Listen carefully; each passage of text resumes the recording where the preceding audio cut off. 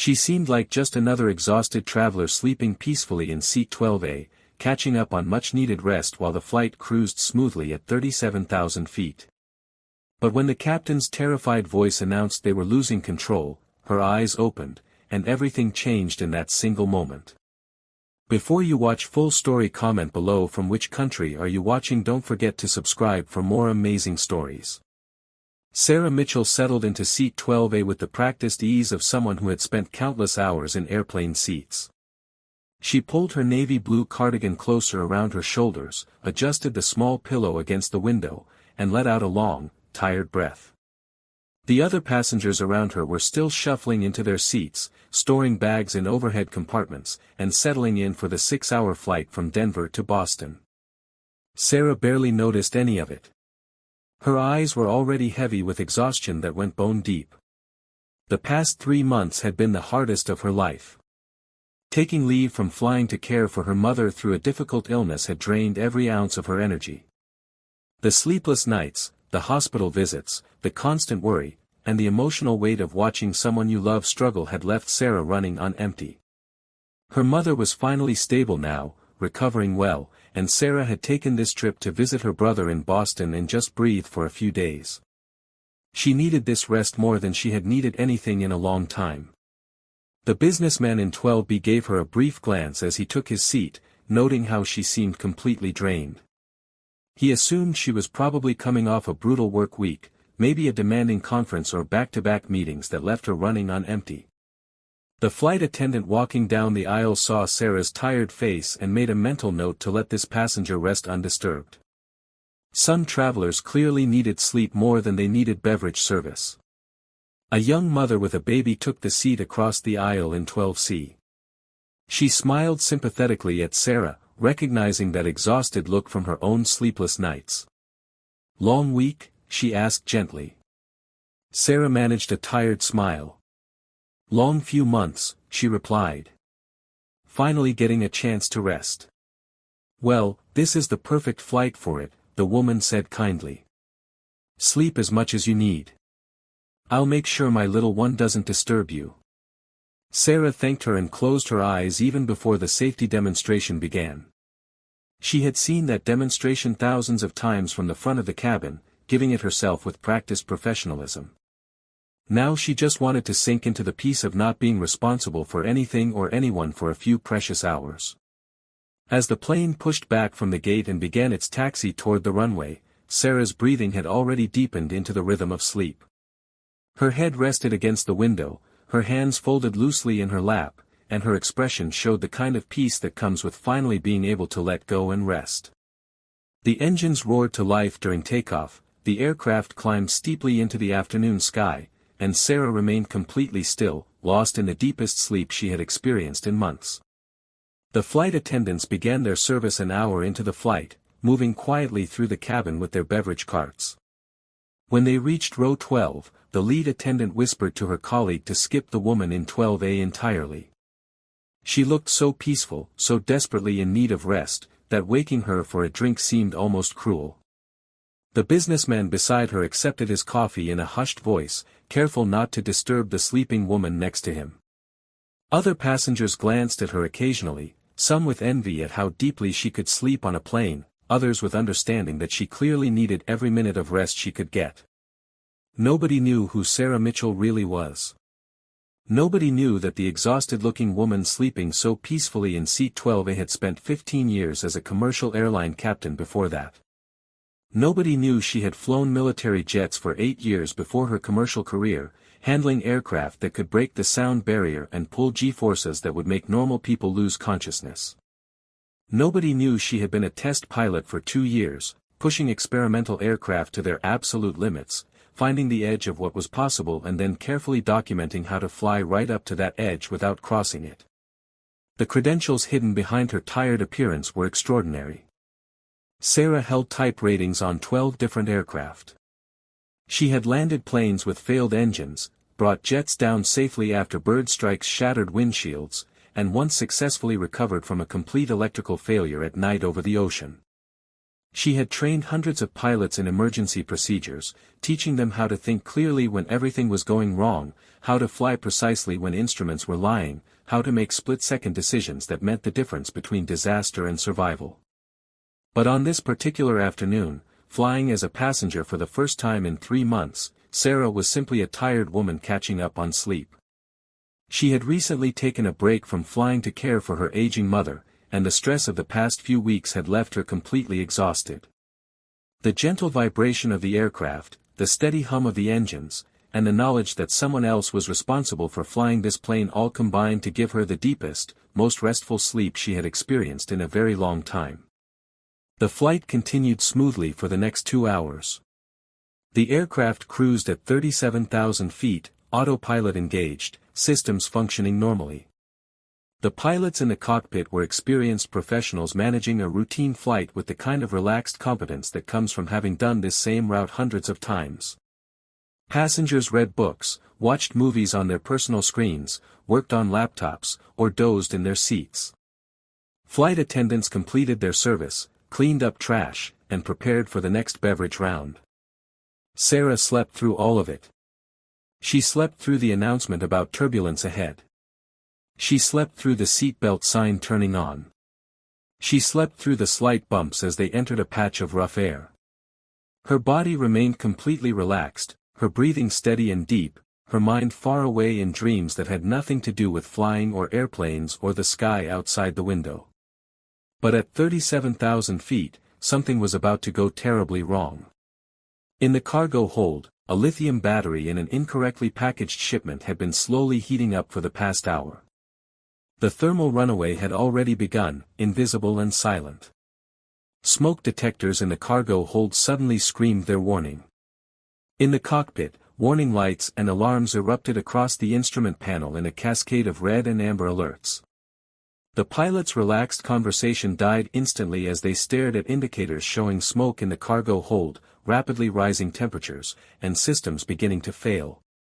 The captain grabbed the microphone with hands that had suddenly gone cold. His voice, usually so calm and reassuring during passenger announcements, now carried an edge of barely controlled fear. The intercom crackled to life throughout the cabin, and his words cut through the peaceful atmosphere like a knife. "Ladies and gentlemen, this is the captain speaking. We are experiencing a serious emergency. We have smoke in the cargo hold and we're losing control of the aircraft. Flight attendants, prepare for emergency descent." The words hung in the air for one frozen moment. Then chaos erupted. In seat 12A, Sarah's eyes snapped open. The transition from deep sleep to full awareness happened in less than a second. Her body reacted before her conscious mind fully processed what was happening. She felt the aircraft's attitude change, felt the wrong kind of movement, felt the vibrations that told her story of systems failing and control surfaces responding incorrectly. Her eyes focused immediately, her breathing shifted, her mind cleared with the instant precision of someone who had trained for years to react correctly under pressure. Her pilot instincts kicked in immediately. She could feel the aircraft was descending too steeply. The engine sound was wrong. The vibration through the fuselage told her they were at an unsafe speed. Without even looking at instruments, she knew from pure feel that this aircraft was in serious trouble. Her hands automatically went to her armrests, bracing herself, but her mind was already 3 steps ahead, calculating what kind of failure could cause this situation and what would be needed to fix it. Around her, passengers were screaming. The businessman in 12B was gripping his armrests with white knuckles, his face pale with terror. Behind her, a woman was crying and calling out for her children who were seated several rows ahead. The young mother across the aisle was clutching her baby, tears streaming down her face. Flight attendants were rushing through the cabin, their faces showing the kind of fear that comes when trained professionals realize they're facing a situation beyond their control.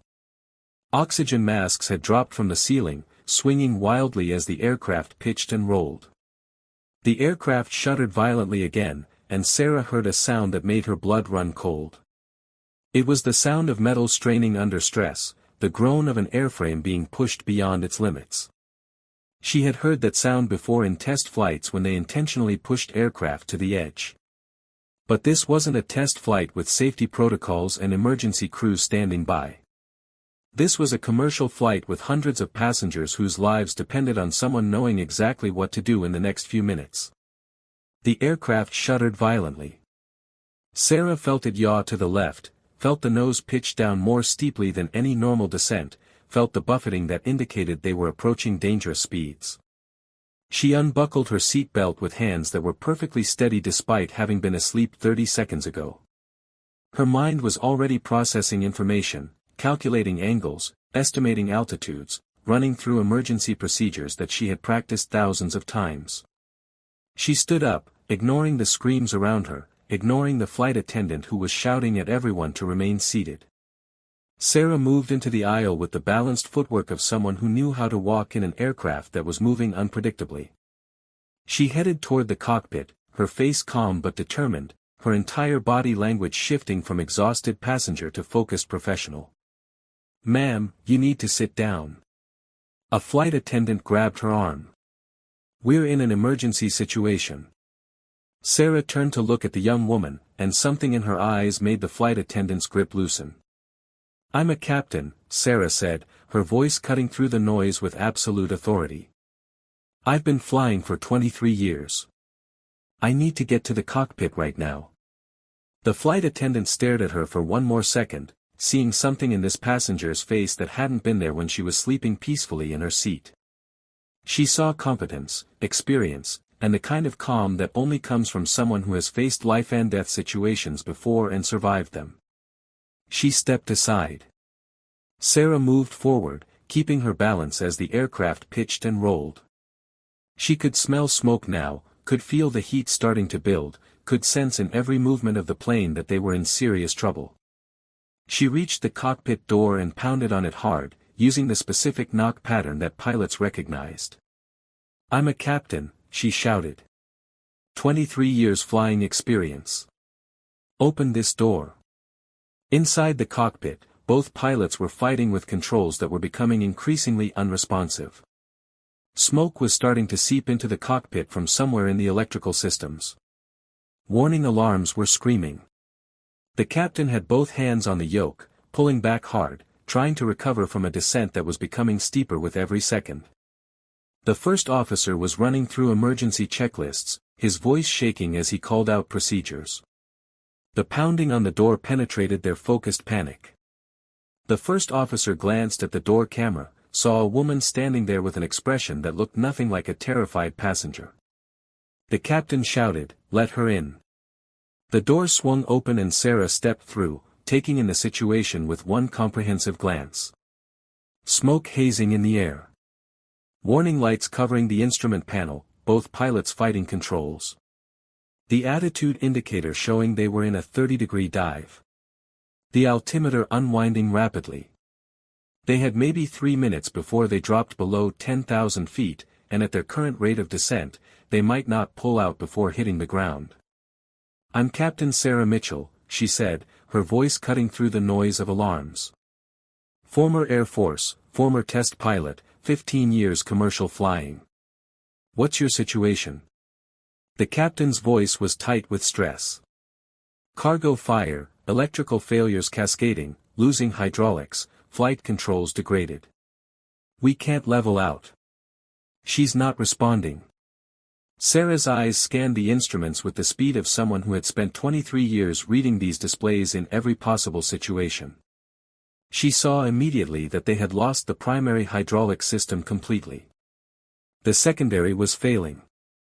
They were flying on backup electrical power. The trim system was frozen. The autopilot had kicked off. They were essentially flying a 200-ton aircraft with degraded controls while smoke filled the cargo hold and fire threatened to burn through critical systems. Her mind was processing information at incredible speed, running through scenarios she had practiced in simulators and experienced in real emergencies. She could see the hydraulic pressure gauges reading 0 on the primary system and dropping fast on the secondary. The electrical load was maxed out as backup systems struggled to keep critical instruments powered. The cargo fire warning light was solid red, and the temperature readings showed it was spreading fast.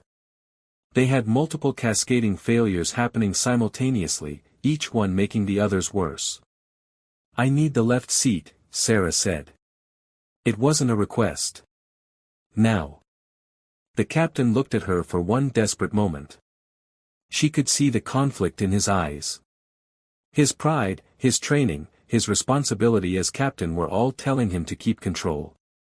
But deeper than that was the truth he could see written clearly on every failing instrument in front of him. They were going to crash if something didn't change immediately. This woman standing behind him radiated the kind of confidence that only came from real expertise. He saw the absolute certainty in her eyes, the calm determination, the complete lack of panic despite the chaos around them. He made the hardest decision of his flying career. He unbuckled and moved aside. Sarah slid into the captain's seat, her hands going to the controls with the automatic precision of muscle memory built over thousands of hours. The yoke felt wrong in her hands immediately. There was almost no hydraulic pressure backing up the controls. She was essentially trying to fly this massive aircraft with manual force alone, moving control surfaces that were designed to be powered by hydraulic systems. It was like trying to steer a bus by pushing on the wheels instead of turning the steering wheel. "Kill the alarms," she ordered. "I need to hear the airframe." The first officer hit the master caution, silencing the screaming warnings. In the sudden relative quiet, Sarah could hear the sound of the aircraft itself. The wind noise was wrong, too loud. They were going too fast. The airframe was groaning under stress. She could feel vibrations through the controls that told her they were approaching flutter conditions. "Speed brakes," she said. "Full. They're not responding. Manual override. Pull the handle." The first officer grabbed the manual speed brake handle and pulled. Sarah felt the aircraft shudder as the panels deployed partially, not fully but enough. She eased back on the yoke, not pulling hard like the previous captain had been doing, but with gentle, steady pressure. Fighting the controls would just make things worse. She needed to coax this crippled aircraft back into controlled flight. "Throttles to idle," she said. "We need to slow down before we can pull out." "But we're descending." "We're descending because we're going too fast and the controls won't respond," Sarah explained, her voice calm and teaching even in the crisis. "Reduce speed first, then we can recover. Trust me." The first officer pulled the throttles back. Sarah felt the aircraft start to slow. The buffeting eased slightly. She continued the gentle back pressure on the yoke, feeling for the moment when the controls would start to bite again. 25,000 feet. 20,000. They were dropping fast but the airspeed was finally coming down. She could feel the aircraft starting to respond, just barely, to her inputs. "Flaps 1, she said. "We're too fast for flaps. We're below max flap speed now. We need every bit of lift." "Flaps 1. The first officer selected flaps. Sarah felt the aircraft's attitude change subtly as the additional lift took effect. She pulled back more firmly on the yoke now, using the extra lift to begin leveling off. 18,000 feet. 17,000. The nose was coming up. The descent was slowing. She was fighting the aircraft every inch of the way, using tiny control inputs, feeling for the edge of what the damaged systems could handle. "Trim. Still frozen. Then we fly it manually. How much altitude do we have to the ground?" The first officer checked. 12,000 feet to terrain below us. 15,000 feet altitude. 12,000 to the ground. They had 3,000 feet to play with. Sarah's hands moved constantly on the controls, making small adjustments, feeling the aircraft's response, working with what she had instead of wishing for what she needed. This was test pilot thinking. This was what she had learned flying experimental aircraft that were always on the edge of disaster. Work with what you have. Feel the aircraft. Fly precisely. Level at 14,000, Sarah said. Declare emergency with ATC. We need immediate vectors to nearest suitable airport. The original captain, standing behind her now, grabbed the radio. His voice was steadier now that someone was clearly in control. Denver Center, Flight 447, declaring emergency. Multiple system failures, fire on board, need immediate clearance to nearest suitable airport. Flight 447, copy emergency. Colorado Springs Airport is 60 miles. Your 11 o'clock, weather clear, runway 17 right available. Emergency equipment standing by. Colorado Springs, Roger, the captain confirmed. Sarah turned the aircraft gently left, using mostly rudder because the ailerons were barely responding. She kept the nose exactly on the horizon, maintaining 14,000 feet. She could smell smoke getting stronger. They didn't have much time. The fire in the cargo hold was spreading. If it reached the main hydraulic lines or the fuel system, they would have seconds before catastrophic failure. How long to Colorado Springs? She asked. 15 minutes at current speed. We don't have 15 minutes. Sarah's mind was racing through options. What's our fuel state? 22,000 pounds. She made a decision. In a normal landing, she would never do what she was about to do. But this wasn't a normal landing. This was survival. We're dumping fuel, she said. Open the dump valves. We're going to land heavy, but we need to reduce fire risk. We're not over a dump zone. We're in an emergency and we're over mountains. Open the valves. Fuel began streaming from the aircraft's wings. Sarah watched the fuel gauge start dropping. Every pound they got rid of was one less pound of explosive fuel that could turn this emergency into a disaster. Give me direct to Colorado Springs, she said. What's the weather? Clear skies, winds 270 at 12 knots, visibility 10 miles. Set up for visual approach runway 17 right. No time for full approach procedures. We're going straight in. The aircraft flew on through the afternoon sky, streaming fuel, controls degraded, smoke building in the cargo hold. Sarah's hands never stopped moving on the controls. She was hand-flying the aircraft with no autopilot, no autothrottles, degraded hydraulics, and a trim system that was frozen. Most pilots would panic at just one of those failures. She was dealing with all of them simultaneously while making command decisions about fuel dumping, approach planning, and emergency procedures. Approaching Colorado Springs airspace, the first officer announced. Emergency equipment is rolling. Sarah could see the airport ahead now. The runways were long and wide. That was good. She was going to need every inch. Gear down, she ordered. We don't have enough hydraulic pressure. Alternate gear extension. Pull the handles. The first officer grabbed the emergency gear extension handles and pulled. They felt the thunk as the gear fell down and locked by gravity and mechanical backups. 3 green lights appeared on the panel. At least the gear was down. That was one less thing to worry about. Flaps 2. Sarah, we're still fast. I know. But I need the lift. Flaps 2. The aircraft descended toward the runway. Sarah was flying it entirely by feel now, making constant tiny adjustments, keeping the wings level with rudder because the ailerons barely worked, maintaining speed with throttle because she couldn't trim.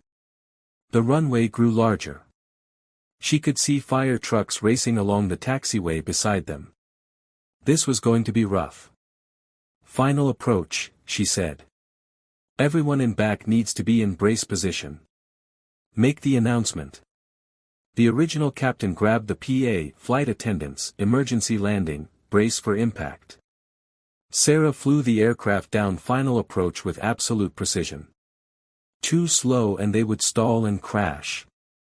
Too fast and they would overrun the runway and crash.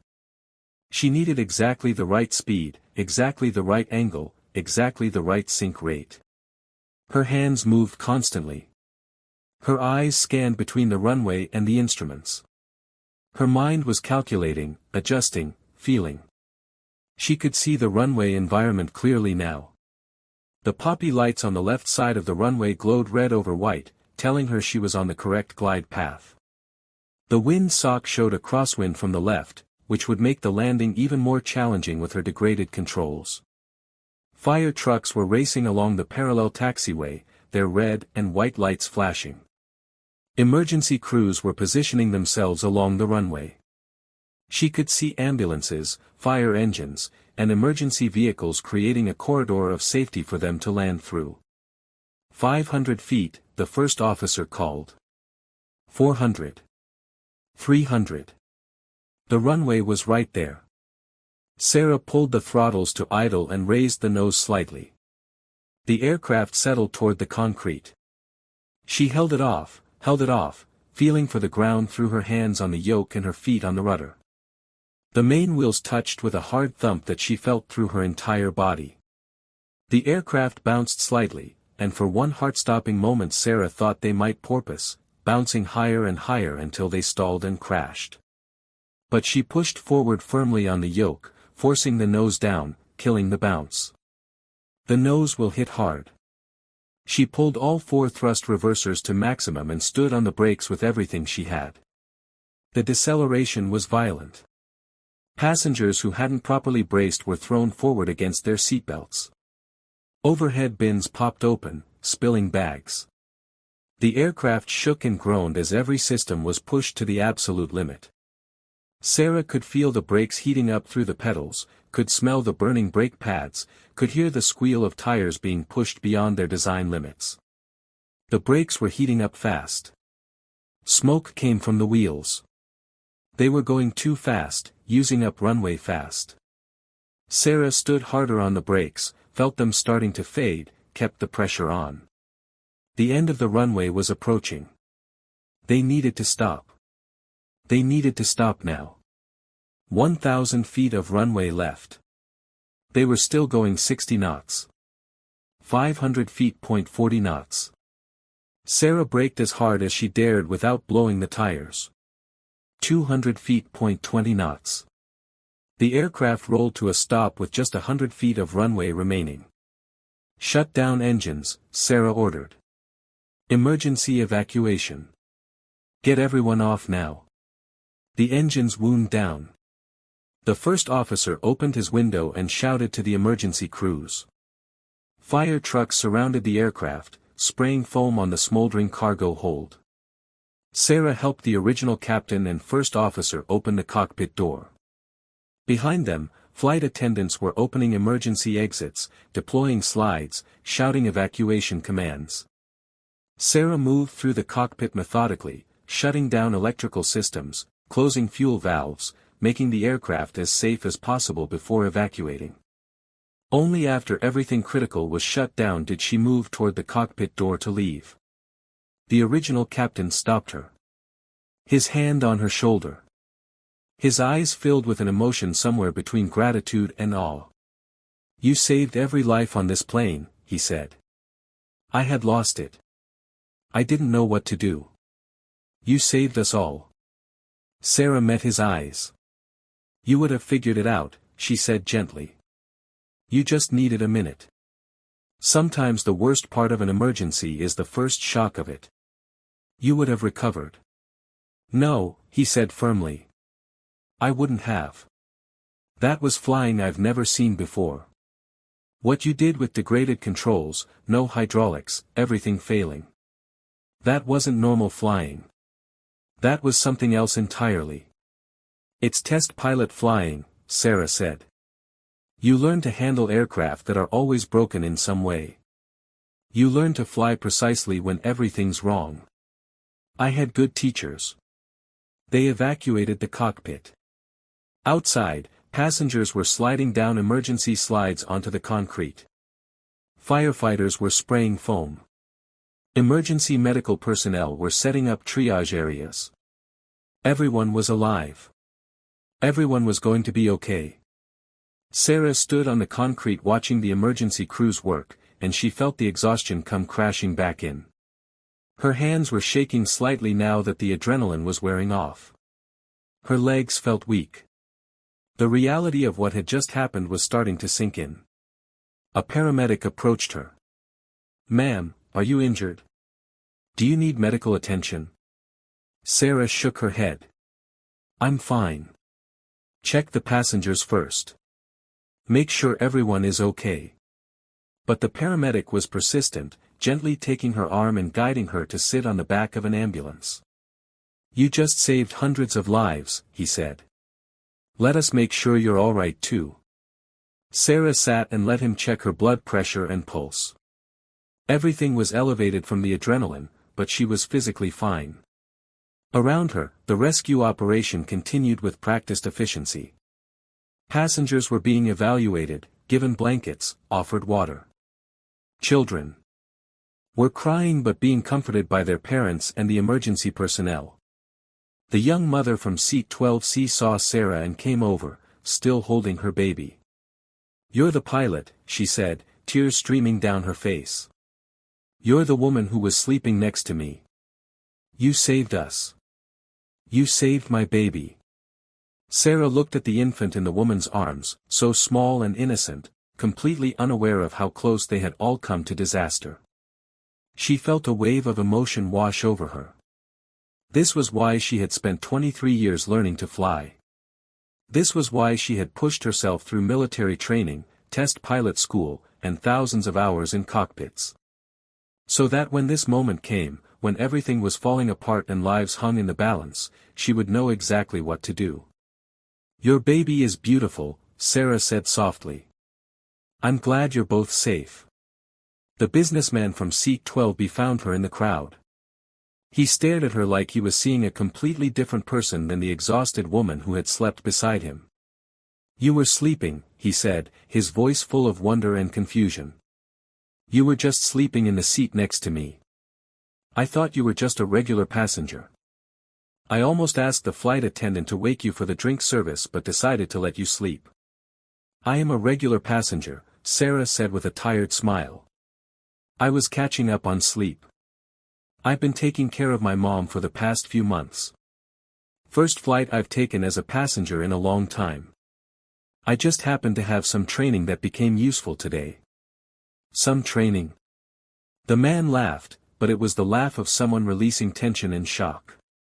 "You just landed a plane that was falling out of the sky. The pilots were panicking and you walked in there and saved everyone like it was just another day at work." "It is another day at work," Sarah said. "Or it was, before I took leave. Flying is what I do. It's what I've always done." A young girl approached, maybe 8 years old, holding her mother's hand. She looked up at Sarah with wide eyes. "Are you the lady who landed the plane?" she asked. "I am," Sarah said. "I want to be a pilot like you when I grow up." Sarah knelt down to the girl's level. "Then you study hard," she said. "You learn everything you can. You practice until your hands know what to do even when your brain is scared. And you remember that being a pilot means staying calm when everyone else is panicking. Can you do that?" The girl nodded seriously. "I can do that." "Then you'll make a great pilot someday." The hours that followed were filled with statements to investigators, medical checks, and interviews with officials trying to piece together exactly what had happened. Sarah explained the cascading failures, the decisions she had made, the techniques she had used.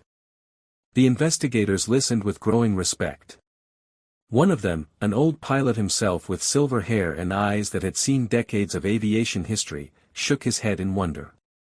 "Captain Mitchell," he said, pulling out his notepad and reviewing his notes, "I've investigated hundreds of incidents in my 35 years with the NTSB. I've seen plenty of good flying. I've seen pilots handle single emergencies with skill.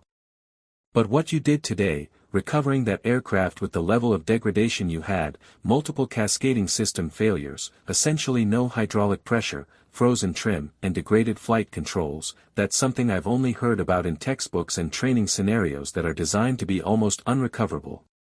What you demonstrated was not just good flying. That's the kind of airmanship that gets written up in aviation history." Another investigator, a younger woman with technical expertise in aircraft systems, added her perspective. We've been analyzing the flight data recorder and the maintenance logs. The combination of failures you experienced should have been, by all technical calculations, unsurvivable. The thermal runaway in the cargo hold, the electrical cascade, the hydraulic failures, all happening simultaneously at cruise altitude with degraded control authority. Most simulation models would predict a crash. Yet you brought everyone down safely with minimal injuries. How did you do it? Sarah thought about it carefully, trying to put into words what had been mostly instinct and muscle memory. I stopped trying to fight the aircraft, she explained. When you lose hydraulic pressure and the controls get mushy, your first instinct is to pull harder, push harder, force the aircraft to respond. But that just makes it worse. You have to feel what the aircraft is trying to tell you. You have to work with the little bit of control authority you have left instead of wishing for what you don't have. That's test pilot thinking. When you're flying experimental aircraft, they're always broken in some way. You learn to fly precisely with whatever you've got. The senior investigator nodded thoughtfully. And the decision to dump fuel over the mountains rather than waiting for a proper dump zone? That was risk management, Sarah said. Standard procedure says wait for the dump zone to avoid environmental impact. But with an active cargo fire spreading toward the fuel lines, carrying that extra fuel was a bigger risk than dumping it. Every pound of fuel we got rid of reduced the explosion risk if the fire reached the tanks. I chose the lesser of two bad options. You made the right call, the investigator confirmed. The fire had already burned through two bulkheads. It was 60 seconds from reaching the main fuel line when you touched down. If you'd been carrying full fuel load, the thermal stress might have caused a rupture. Your decision to dump likely prevented a post-crash fire. Later that evening, sitting in a hotel room provided by the airline, Sarah called her mother. She had been dreading this call. Her mother worried so much already. "Mom, I'm okay," she said as soon as her mother answered. "But something happened on my flight today." She told the whole story. Her mother listened in silence, and when Sarah finished, there was a long pause. Then her mother spoke, her voice thick with emotion. "You were just trying to get some rest," she said. "You've been so tired taking care of me. You deserve to sleep. And instead you had to save a plane full of people." "I'm glad I was there," Sarah said honestly. "I'm glad I could help." "You're always helping people," her mother said. "You've been helping me for months. You helped all those passengers today. When are you going to rest, sweetheart? When are you going to take care of yourself?" "I'll rest soon, Mom," Sarah promised. "But I think maybe I need to get back to flying regularly. I think I've been away from it too long." "Because you're so good at it." "Because I love it," Sarah corrected. "Because when I'm flying, even in emergencies like today, I'm exactly where I'm supposed to be." The next morning, Sarah was sitting in the hotel restaurant having coffee when the original captain from Flight 447 found her. He looked like he hadn't slept much. He sat down across from her without asking permission, just needed to talk. "I keep running it through my head," he said. "Everything that happened. I had 17 years of experience and I panicked. I completely lost it. The alarms, the smoke, everything failing at once. I froze up.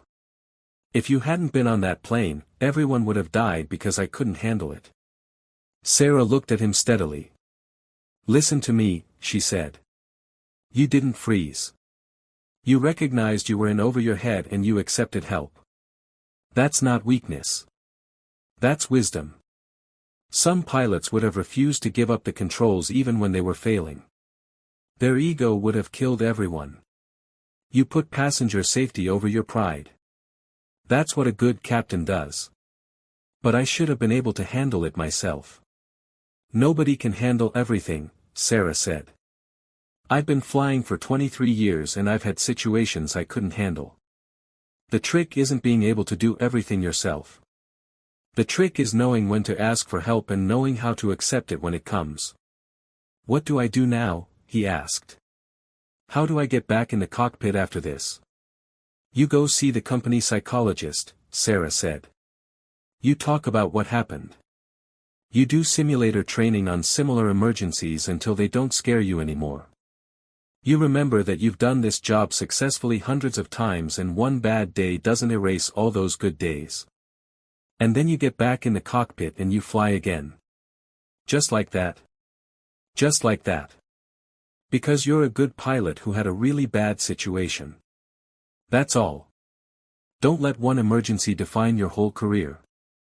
They sat in silence for a moment. Then the captain said quietly, "Thank you. For saving us, for not making me feel like a failure. For treating me like a colleague instead of someone who screwed up." "We're all colleagues," Sarah said. "Every pilot who's ever strapped into a cockpit. We all face the same risks. We all handle the same pressures. Sometimes we succeed. Sometimes we need help. That's the job."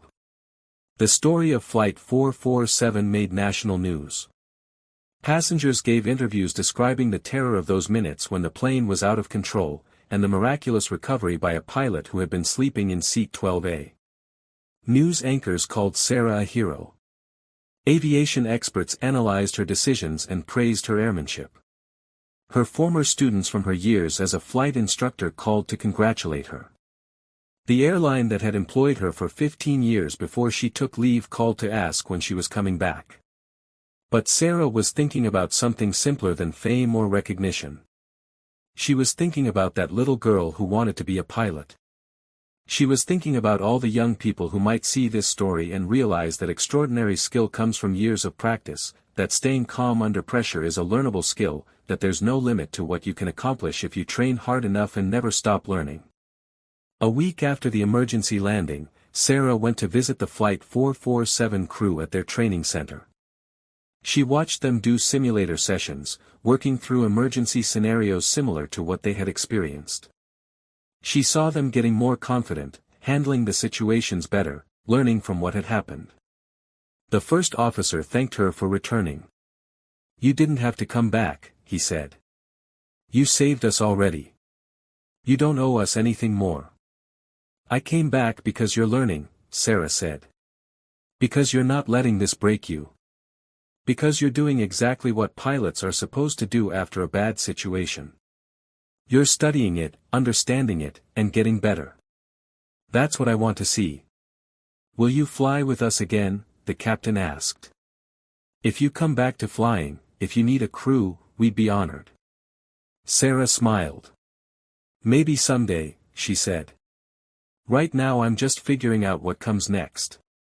What came next turned out to be a return to flying, but in a different capacity.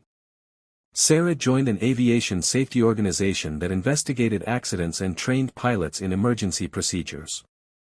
She traveled to airlines around the world, teaching crews how to handle the kind of cascading failures that had nearly brought down Flight 447. She shared the techniques she had learned as a test pilot, the mental approaches that had kept her calm during the emergency, the skills that turned panic into precision. And every time she taught a class, she started with the same story. She told them about being a passenger in seat 12A, sleeping deeply, exhausted from taking care of her mother. She told them about waking to chaos and having to shift instantly from sleep to expert action. She told them about every decision she had made in that cockpit, why she made those choices, what she was feeling and thinking. "The point isn't that I'm special," she would tell her students. "The point is that training works. When everything went wrong, I didn't have to think. My hands knew what to do because I had practiced 10,000 times. My mind stayed calm because I had been in scary situations before and survived them. You can all do this. You can all be the person who stays calm when everyone else is panicking. But it takes work. It takes practice. It takes treating every simulator session like it's real, every emergency procedure review like it might save your life someday." The students always listened intently. They saw in Sarah something they wanted to become. Not just a skilled pilot, but someone who could face the worst situation imaginable and handle it with grace and precision. Someone who could wake from sleep and save lives. Someone who proved that excellence was built one training session at a time, one flight at a time, one emergency procedure practiced over and over until it became muscle memory. One student, a young woman about to start her career as a first officer, approached Sarah after class. "Can I ask you something personal?" she said. "Of course. When you woke up on that flight and heard the captain saying they were losing control, were you scared?" Sarah thought about it carefully. For about 2 seconds, yes, she said honestly. There was this moment right when I woke up where my brain was still catching up to reality. But then training kicked in. Once I started moving toward the cockpit, once I had a purpose and a plan, the fear went away. It got replaced by focus. That's what good training does. It gives you something to do with your fear. It channels it into action. "I'm scared I'll freeze if something bad happens," the student admitted. "Then you practice until you know you won't freeze," Sarah said. "You practice until the movements are automatic. You practice until thinking clearly under pressure is a habit instead of a hope. Fear doesn't disappear. You just get better at working through it. Like you did. Like I did. Like thousands of pilots before me did. Like you will do when the time comes." Years passed. Sarah continued teaching, flying occasionally, and living a life that balanced the extraordinary skill she possessed with the normal concerns of regular existence. She took care of her mother until her mother passed away peacefully in her sleep. She flew as a passenger on hundreds of flights, sometimes sleeping soundly, sometimes chatting with the crew about aviation. She never forgot Flight 447, never forgot those minutes of flying a crippled aircraft back to controlled flight, never forgot the feeling of bringing everyone home safely. And every once in a while, she would get a message from someone who had been on that flight. The businessman from Seat 12B sent her a Christmas card every year with a note that said simply, "Thank you for saving my life so I could see my grandchildren grow up." The little girl who wanted to be a pilot sent updates about her progress through flight school. The flight attendants stayed in touch, some of them eventually leaving flying but all of them remembering that day when they saw what true professionalism looked like under pressure. The original captain from Flight 447 returned to flying after several months of psychological support and additional training. He became an advocate for mental health in aviation, speaking openly about how he had panicked during the emergency and how he had worked through that trauma. He and Sarah remained friends. Every year on the anniversary of the emergency landing, they would have coffee together and talk about flying, about life, about the strange path that had put them both in that cockpit on that particular day. "Do you ever wonder what would have happened if you hadn't been on that flight?" he asked her one year. "I try not to think about it," Sarah said. "Because I was there. That's what matters." "You were sleeping," he said, still amazed by it after all this time. "You were just a passenger catching up on rest. Nobody knew who you were. You could have stayed in your seat. You could have let someone else handle it." "No," Sarah said simply. "I couldn't have. Because I'm a pilot. When there's an emergency and I can help, I help. That's not heroic. That's just who we are. It's who all pilots are supposed to be." She paused, looking out the window of the coffee shop at the sky beyond. Somewhere up there, hundreds of flights were crossing the country, thousands of passengers trusting pilots to keep them safe. Most of those flights would be routine. But a few would face emergencies. And when they did, there would be pilots who stayed calm, who remembered their training, who did exactly what they needed to do to bring everyone home. "The thing about that day," Sarah said thoughtfully, "is that it reminded me why I fell in love with flying in the first place. It's not about the excitement or the danger. It's about being responsible for all those people who trust you with their lives. It's about staying calm when they're scared. It's about knowing exactly what to do when everything's going wrong. That's the real job. That's what makes flying matter." The captain nodded. "You taught me that," he said. "You showed me what it really means to be a captain.